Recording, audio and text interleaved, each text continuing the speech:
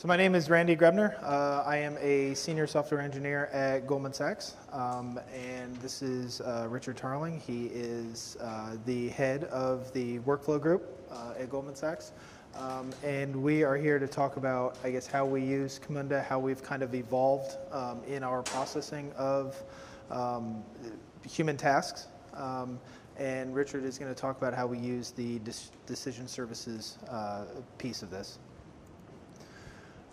So in terms of the actual BPMN flow, we have started out at a very, very simple piece, and now we have grown enterprise-wide. And so that's kind of what I'm going to walk you through. So to give you an overview, the firm has about 40,000 users. We have pretty much every single user uses the platform, if not in their daily work every week or every couple weeks. We have about 5,000 users that log in daily. In a typical 10 or 15 minute window, we might have 4,000 or so users actually using the system, viewing tasks, actioning on tasks, and moving the workflow to the next stage. We have about 2 million active processes that are created and then closed throughout the day. A lot of it is automated processing. We do have anywhere from 50 to 100,000 manual tasks that actually go through the system. We have about 1,000 different developers within the firm that actually build applications that use the workflow. And that's across maybe 300 or 400 different technical teams within the firm are actually leveraging the platform to do their system processing. And we've got about 14,000 different BPMN definitions that are active that people are actually developing on and using on a daily basis. So where did we start? So about maybe 10 years ago, we had a team that was dealing with a lot of email.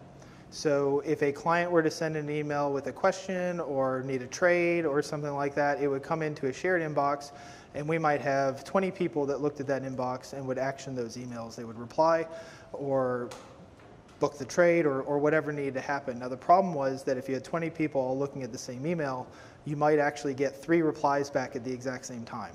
So we needed a way to not make that happen. So we built a central task engine that would go to that shared email box and would put it into a shared, like our shared engine. And when somebody wanted to go reply to that email or action that email, they would mark it as they're working on it. And when they're done, they would say they're done with it. Very simple. And that was actually pretty successful. And then we had other teams saying, oh, well, we have a mortgage loan application that needs to be approved. So you create the application, you put it in there, but then you've got 5 different things that have to happen. You need to look at their income, look at their appraise whatever they need the mortgage for. You've got 4, 5, 6 things you need to do. So that's okay. We put it into the task engine, and we found that if the person didn't have the income, the other 4 tasks were just abandoned, and they were just kind of sitting there. So we introduced JBPM, and that helped orchestrate that flow. So if one thing was approved, it would go to the next one, or if something was denied, it would go and close out everything. That was fine, except the end user ended up having, the tech team ended up having to understand how to model the JPPM. And it ended up, when we gave that shared library to them, they would try to manage it, try to install it, and because they didn't understand the platform, it was a pretty big support cost on us to help them. So we moved from a distributed deployment model to a centralized deployment model. So as part of that, we moved from JPPM to Camunda. And the big thing with Camunda was the development, the Eclipse plugin. And that Eclipse plugin was huge for us, and now it's the BPM.io, because what that did was that made it so that the end user or the developer or the business user didn't have to really understand what the BPM was doing. They got to draw pretty pictures, and it just worked. And that was really big for us. And by moving to a centrally hosted system, we were able to manage it and support it and have a lot better view of what was going on. And so you can see in here, we took the centrally hosted system, we put it into our central task service, And that was great. The problem was you have one group like operations doing email, but then you've got investment banking and you've got the trading divisions, and so they all have to have walls in between them so they can't share the information. So we ended up creating the different stacks, but then you might have a user that has to talk to human resources and they have something in IBD. So they have the different stacks. So we ended up building an aggregation service on top of it that would go out to all the stacks, so I could go to one consolidated web page and do anything in all of the stacks, and I didn't care. I just had that one front end piece. And that has worked really well for us. The developers can go in and do whatever they need, but all of this was manual. We had to set up everything manually, which was not really scalable. And we had to consult a lot with people that were actually building their BPMNs. So that is where the BPMN, like the I/O came in. And we leveraged that UI to allow people to build their flows, and we have extended it so that it integrates in with our task engine so that it knows how to render inside of the UI. But in addition to that, we have added additional steps. So when a tech team builds their flow, we need to make sure they're following certain steps. If something terminates, they need to clean up everything. We need to make sure that they don't go in and create 1 million workflows and then close out 2 of them and leave the rest of them there, because that becomes a huge issue from just an infrastructure management. So the extensions that we've done is when they're ready, there's automated validation scripts. They go through and look for best practices. When they think they're ready to push it into UAT or production, they can actually click a button and it kicks off another workflow that it comes to my desktop or somebody else's desktop that says, please review this and make sure they're following the best practices. And then we click another button and it goes through the workflow and it actually does the promotion for the end user. So we have gates in there that we're using the workflow to help with. And we've also added stuff like basic form functionality. And what that allows us to do is a business user can go in and create this flow with very little help from tech. Tech almost always has to come in and help out. But they're able to design a lot of this with just drag and drop features. So somebody like human resources can go in and create some sort of survey and ask questions about, they had a Camunda Days conference, was it useful? And you can just go in and drag and drop, and it will actually do that form, and it will go through and it will consolidate all of that. And that's worked out pretty well for us. The problem there is that it doesn't scale when you have to do everything manually. So we are now working towards what we're calling workflow elements, which we have basically built a dashboard that we call the control center. And what that is doing is when a team needs a new deployment using the Camunda engine to drive everything, they go and they fill out one of these forms. And then that actually kicks off a process instance, and that process instance goes to each stage, and it procures the hardware, it sets up the database schema, it creates all the security that we need, and it goes through 15 or 20 different steps within the flow, which is all orchestrated with Workflow Engine, and it actually sets up one of these new systems. And it will set up health checking and alerting and all of that stuff, and we use the engine to actually set up new engines. And that is helping us to allow us to scale horizontally. So if you have a team, we have a team that deals with margin calls. That might push 1 million a day. That is a pretty high use case for how we have stuff set up, but it's also very sensitive. It has to be done by a particular time. If it is on a shared engine and you have somebody else that just hammers that engine beyond what we've scaled it for, it can cause us to miss like hard regulatory deadlines. So what we need to do is put all of that margin workflow onto its own engine. And if they know that they need to double their volume, they can go to the control center, click a couple buttons, and now they've got a second engine set up. And so that really helps from a distributed system point of view. The other thing worth mentioning is that all of this is deployed live. So we do not have to worry about single point of failure, which has been really big for something like a margin type issue where you just can't lose the data. So the next logical step is we were here with the process engine and the task engine, but everyone was sharing that task engine. So what we've done is we've now embedded the task engine with the Camunda process, and it all works together. So now we have a very isolated workflow engine in a box type offering that we can then give out to teams, and they can manage. But then we've continued with this aggregation service in the web UI. So if we go to 100 or 1,000 different engine deployments, the end user, those 5,000 or 10,000 people that are using it on a given day, go to one web page and they can take all of their actions, whether it's human resources or margin or loan application. They have one place to go to see everything. And with that, I will turn it over. I have a question, if I may. It looks like the workflow engine in the back end of the system, the users are just operations staff and customers. Currently, it is all operations. It is all internal to Goldman. It is all operations staff, and it sits in the back because we want to hide it from those operation users. We have talked about making it external, but at the moment it is not external. Any concerns by? The biggest thing at the moment is the database. In the database. In that we do database maintenance, the database goes down, and we have not gotten to the point that we can run 24/7, 365 with the database and doing the database maintenance. Now with something like Azibi, that may change that piece, but when it's external facing, it has to be extremely reliable, extremely high uptime. What's the main purpose of your embedded task service for performance? Are we embedding it for performance? Is that?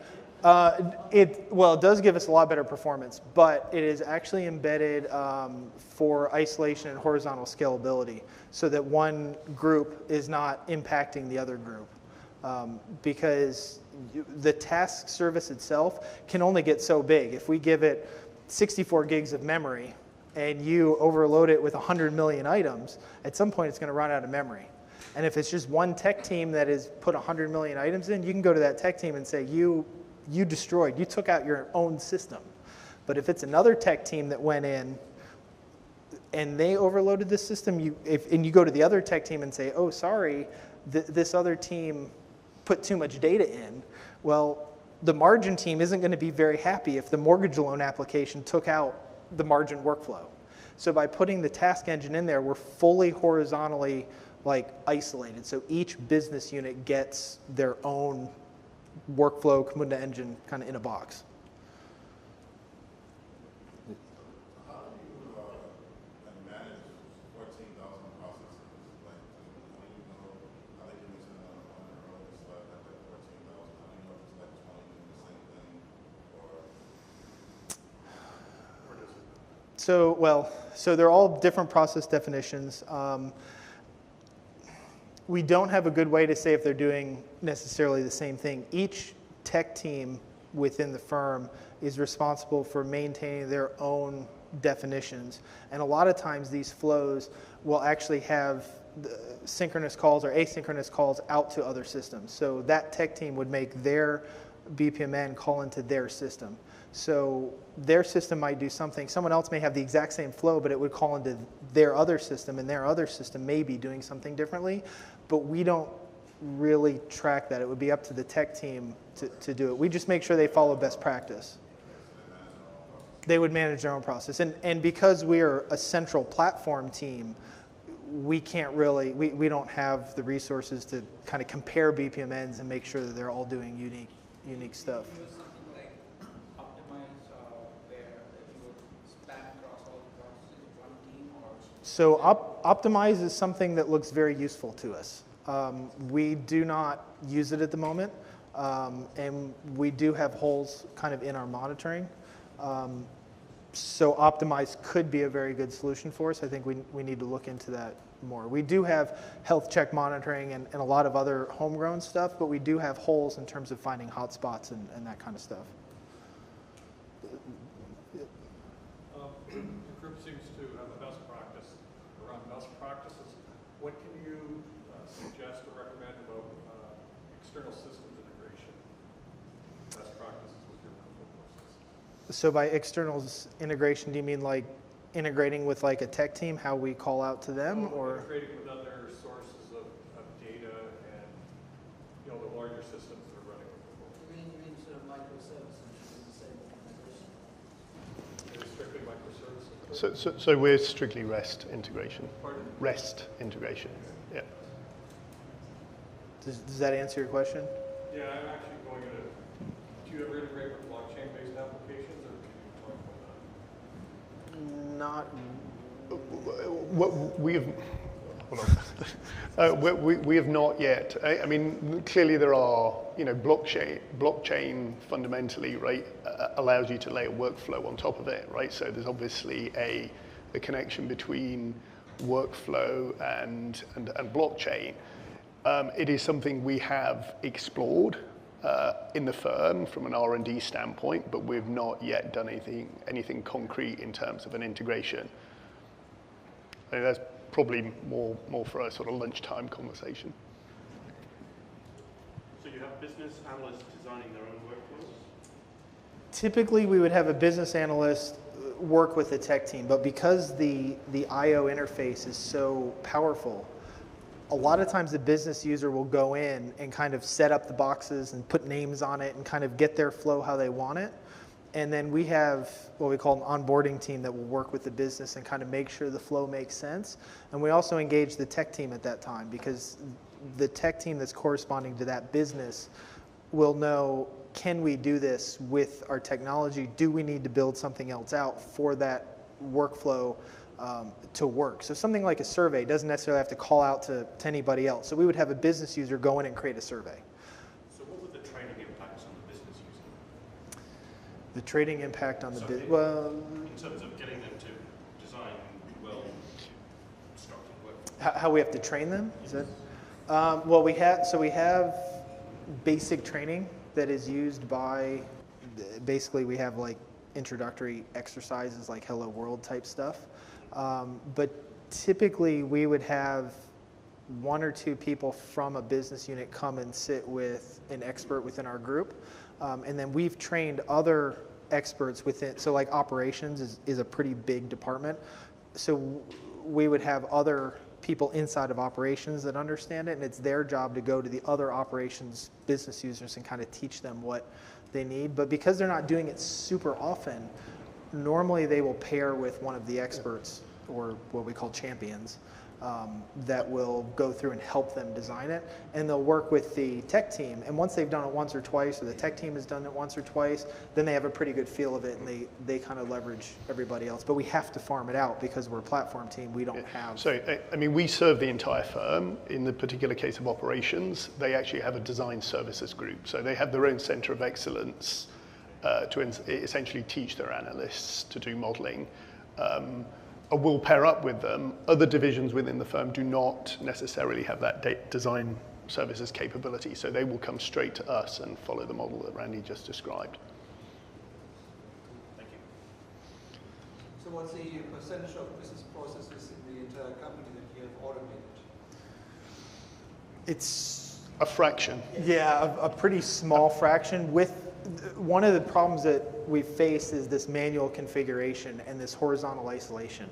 So with this new workflow control center and the elements deployment and kind of the workflow in a box, we're hoping to be able to grow exponentially. Right. I mean, what I would say is there is ever-growing demand for people to be able to self-serve, right? Not just in terms of accelerating engineering, but empowering what we call citizen developers. I mean, they want us to simplify our tools, make our tools accessible to non-engineers, have them seamlessly integrated across process, data, decisions, and forms, and services, so that they can essentially self-assemble applications. So we see a huge appetite for that. And is there a concerted effort at the bank to have tech teams replace custom business logic with using something like a workflow engine for that? Yes. And in fact, if we actually have a whole second half to the presentation. Why don't you go ahead and do it, and then we'll take more questions yeah. after this Yeah. part. So let me talk a little bit about our decision modeling efforts. So I think hopefully you got a sense from Randy of how we've been leveraging BPM, and that's a journey that started, I think, as Randy said, almost 10 years ago. So some of the scale we've achieved is a reflection of the fact that we've been at it for a while. Our decision modeling efforts are much more recent. So we started those about 3 years ago, and we have a sibling platform. So just as we have the workflow platform built around Camunda, we've built our own decision services platform, and it's a completely horizontally scale-out platform that we run on our internal private cloud. It is globally distributed, so we have it deployed across the Americas, Europe, and Asia, and we're able to regionally direct traffic to the local cluster, but in the event that we lose a regional cluster, we can fail over out of region. All access to our web platform is via REST endpoints that are load balanced via HA proxy. Now the engine itself is actually a wrapper around one or more rules engines, and I'll talk a little bit about that shortly. We started our initial implementation actually wrapped rules, where we were using a decision modeling tool from another vendor that was generating rules for us, and so we would deploy rules into the engine. We have since built our own DMN engine, where we are code generating the DMN to plain old Java, and you'll see that we've gotten substantially better results from that. And we also integrate third-party engines. So we've licensed, particularly in the regulatory mandate space, software from vendors.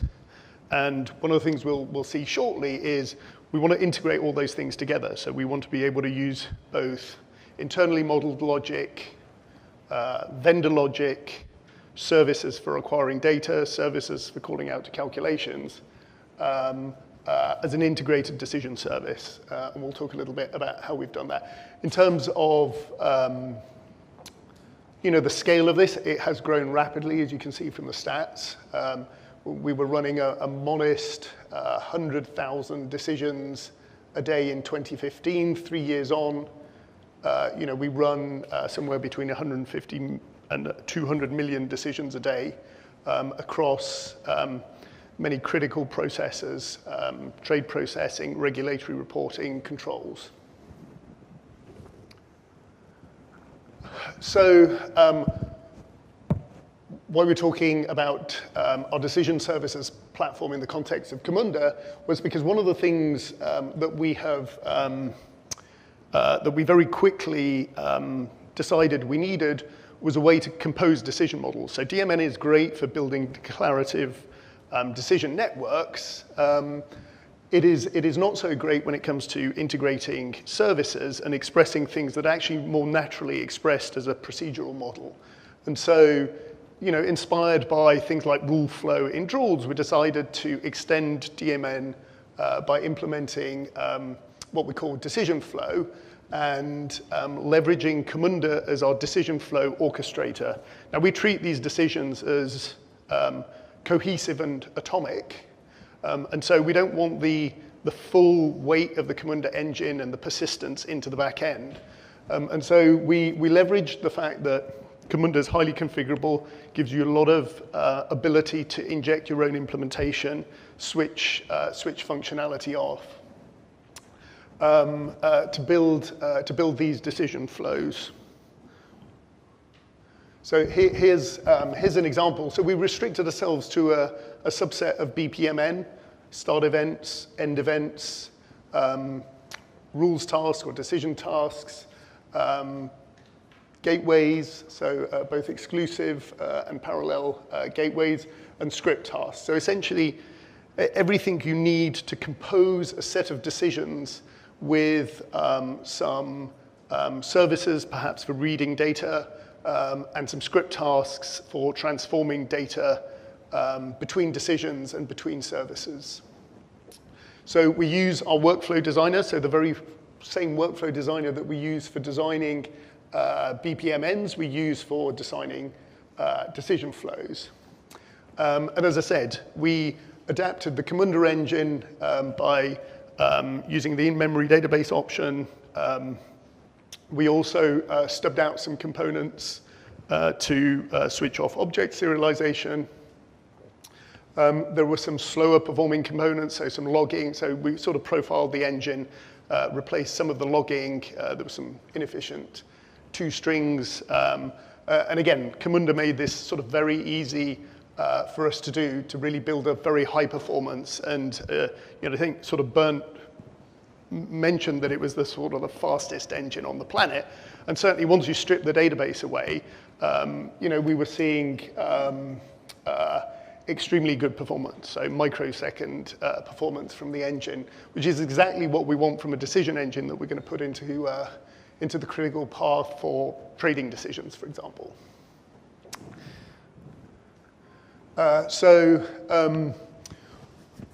As I said, we started with Drools, but very quickly found that Drools was too slow for our needs. And so we have built our own DMN code generator that takes the DMN XML and code generates it to plain old Java. We've actually open sourced this, so you can go find this on GitHub. And we're certainly, very happy to talk to folks about that and what our plans for it are. But you will. I thought I was going to hit a different slide. So one of the other pieces of the Camunda suite that we have leveraged is the new DMN.io software. So again, the sibling to BPMN IO. Now, at the moment, we are still using the old vendor tool for decision modeling. We intend to move towards DMN.io and integrate the workflow designer with the decision design process, so we can model process, decision flows, and decisions all in a single environment. And we also have an internal data modeling language that we use to express data requirements from which we can generate data services. So we're able to bring process, decisions, decision flows, and data together into a single integrated design environment, which really sort of empowers the organization to build workflows at an accelerated pace. Our first step towards the use of DMN.io is just to use it to render the decisions that have been developed in this other environment in the workflow designer and run large-scale tests against it. So one of the things that the vendor tool we use is not good at is testing at scale. And it starts to top out fairly quickly and actually sort of hang the entire platform. So we've sort of taken that testing out of the vendor tool and built it into our own tooling. And one of the things I did not draw attention to, but all the decisions that are made by the platform, we, much like Camunda Optimized, we log into an Elasticsearch cluster. So we maintain an audit of all the decisions we have made, and we can leverage that for regression testing and analysis and optimization, much in the same way as Camunda Optimized does for workflow. So we expect to sort of push on. So we're essentially using DMN.io here in a read-only capacity, but expect to sort of push on and start using it in a read-write capacity. The combination of these decision flows and JDMN has proved very powerful. And at Goldman Sachs, we do a lot of our critical regulatory decision-making using this type of model-driven approach. And it's particularly useful in those areas where we need to engage with regulatory operations, with legal, with compliance, where the act of taking a regulation, interpreting it, building a model, and executing it is one that involves a lot of stakeholders from across the entire firm. And the power of model-driven approaches to bridge the business IT gap is absolutely critical. So, we live that and we see that every day. So in terms of, the motivation for going down the road of building our own DMN execution engine is really the performance comparison you can see on this slide, where we were anywhere between 10 and 40 times faster in our code-generated Java than the generated rules. And as I said, we've released that as an open source library. Our DMN engine is already 1.2 compliant. So we've actually got somebody who's sort of sits on the standards committee, and so we already have 1.2 compliance and intend to support compliance going further. We sort of welcome, certainly welcome contributions, and would be happy to talk to anybody who's interested in using the JDMN engine. And it, sort of demonstrates our commitment not just to consuming open source, who doesn't want free software, but also contributing back to open source. And some of the stuff that we've talked about today, we actually sort of plan to contribute back to open source. So JDMN is just the first step in that journey, and sort of being good community citizens. And I think with that, I guess there's one other thing I wanted to add back to the BPMN side and the task engine side that you kind of referenced, was the auditability and the repeatability and the history. We absolutely have to have something in a Camunda type engine in our task engine so that we can give stuff to regulators. That's very important for us to have a very long history and a very long tail. And we don't really delete anything. We need to keep it for, 7 years or 12 years, depending on the government agency. And that seems to keep going longer and longer. And Camunda gives us that ability to store that data indefinitely, whether that's in an online database or a tape or whatever. But it also gives us, when we have users just doing stuff by hand, you can't really repeat that. But by having a good task engine at the middle of everything, that really, really helps us in terms of answering stuff for regulators. When they come to us, somebody on the workflow team or an operations user can go into this system and figure it out. And it doesn't require us to go to 30 different people and figure out what happened. So from an auditability point of view, using this is a really big win for us. So have all your processes been internal only, or have you worked with vendors, partners, regulators to kind of interconnect processes? We've done proof of concept with other banks to try to figure out how we would get that to flow back and forth. But because of compliance and legal and all of the other red tape that we have to go through and that bank has to go through, we actually haven't gotten anything live flowing. But we've shown in concept, yes, it can work.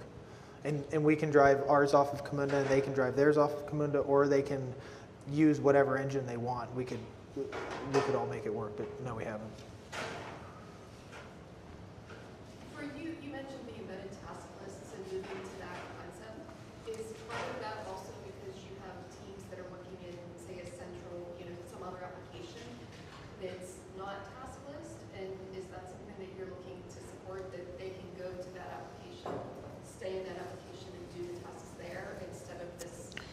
Yeah, so one of the things we see, we've built a central platform with a centralized task management system, but what we have run up against is that many people want to build domain-driven apps where they want a task view at the center of that domain-driven application, but with their own domain dashboard, right? And so one of the things we have, in addition to the our sort of generic task management user interface, is an embedded grid. So people can leverage just that embedded grid component. I think one of the other things about workflow elements, and I guess I didn't mention that one of the plans we have is to fold our decision engine into workflow elements. So you essentially get an entire integrated environment to create an app in a box, right, across process, decision, and data. So we deliver this embedded grid. The reason I refer back to workflow elements is that often some of the resistance to using the platform is that it feels unnatural to application developers to start to sort of split their application up and outsource things like flow of control, which are pretty fundamental to this sort of central service.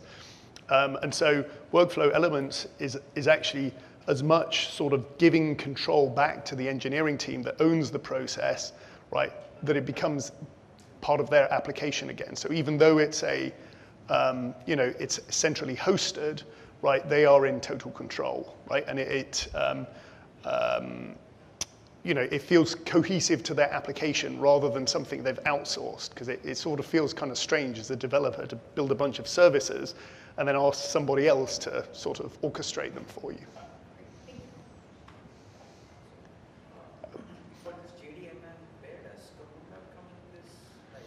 So Camunda, we use Camunda as the decision flow orchestrator. So JDMN we use for individual DMN decisions, and then when we assemble them into flows and integrate them with data services or calculation services or groovy transformation scripts, we use Camunda to run that decision flow. So is that a BPMN process? It is a restricted subset of BPMN. So start events, end events, decision tasks, script tasks, parallel and exclusive gateways. And you said you took out the persistence. So Camunda is highly configurable and also dependency injectable. So you can customize the engine to really get, as Bernd said, sort of outstanding performance. So when it comes to the JDMN code, how is it more like a service task, or how is it executed in the JDMN we deploy in a couple of ways. So we have the decision services platform where we essentially deploy JDMN generated Java into the web clustered platform, but applications can directly inject the Java into their application. Right? So if they don't want to use the sort of centrally hosted platform, they can just inject the Java direct into their applications as part of their build time process. So there's a Maven plugin that we have that you can integrate as part of your build, from a design time environment, commit into your source control, and with this Maven plugin, basically code generate the Java directly into your application. Is everything within the Camunda engine that you're using stateless? Just so, how do you deal with external systems that might be asynchronous? So in the case of BPMN orchestration, we leverage the persistence to the database, right? In the case of decision flows, we don't allow asynchronous interaction, right? So it's all synchronous. And we treat the decision flows as atomic, right? So all or nothing. Any more questions? If not, thank you very much for your time and attention.